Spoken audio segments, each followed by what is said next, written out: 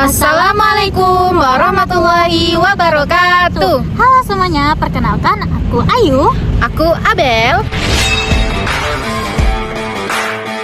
Kami dari kelompok 2. Pada kesempatan kali ini kami akan mempresentasikan materi tentang teori penawaran dalam ekonomi mikro Islam.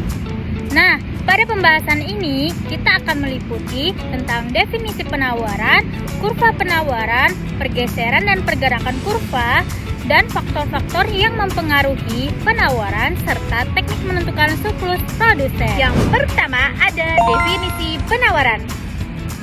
Apa sih yang dimaksud dengan penawaran? Penawaran adalah banyaknya barang atau jasa yang mampu dan bersedia ditawarkan produsen pada berbagai tingkat harga dalam suatu periode tertentu. Dalam hukum penawaran dijelaskan bahwa jika harga naik, maka jumlah barang yang ditawarkan produsen juga naik.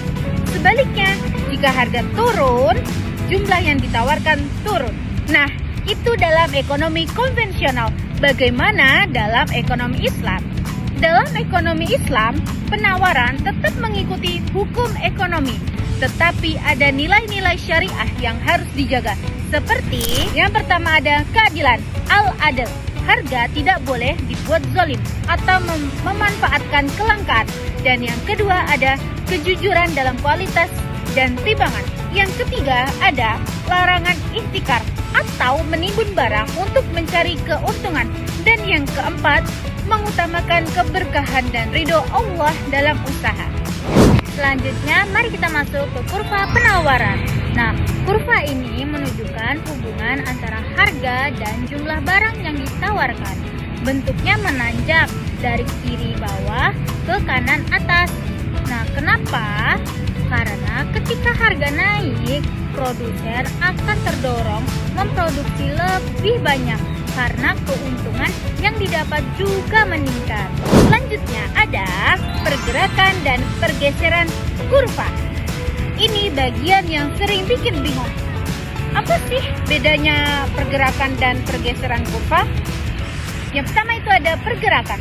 Pergerakan terjadi di sepanjang kurva karena perubahan harga barang itu sendiri. Contohnya, harga sabun naik dari Rp1.500.000 ke Rp2.000. Produsen langsung menambah jumlah barang yang ditawarkan. Itu disebut pergerakan kurva. Sementara itu, yang kedua ada pergeseran kurva. Pergeseran kurva terjadi karena faktor non-harga. Jika biaya produksi naik, penawaran menurun dan kurva bergeser ke kiri. Kalau teknologi membaik, produksi jadi lebih efisien, kurva bergeser ke kanan. Selanjutnya ada determinan penawaran. Berikut ini adalah faktor-faktor yang mempengaruhi penawaran. Yang pertama yaitu biaya produksi. Dan yang kedua ada kemajuan teknologi. Dan yang ketiga ada harga barang lain. Dan yang keempat ada ekspektasi harga masa depan. Dan yang kelima ada jumlah produsen. Dan yang keenam kebijakan pemerintah atau pajak subsidi. Dan yang ketujuh ada kondisi alam. Nah, dalam ekonomi syariah, faktor-faktor ini tetap berlaku, tetapi harus disesuaikan dengan prinsip halal, kejujuran, dan larangan merugikan konsumen. Selanjutnya ada surplus produsen. Surplus produsen adalah selisih antara harga yang diterima produsen dengan harga minimum yang mereka bersedia terima. Gampangnya gini, kalau produsen bersedia menjual dengan harga Rp2.000, tetapi pasar membayar Rp3.000, maka ia mendapat surplus Rp1.000.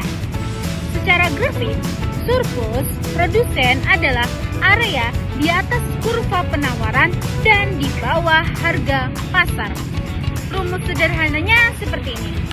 Surplus produsen sama dengan setengah dikali quantity equilibrium dikali dalam kurung price equilibrium dikurang minimal. Jadi, semakin tinggi harga pasar, biasanya surplus produsen juga meningkat. Nah, dari materi ini bisa kita simpulkan bahwa penawaran adalah perilaku produsen dalam menyediakan barang pada berbagai tingkat harga.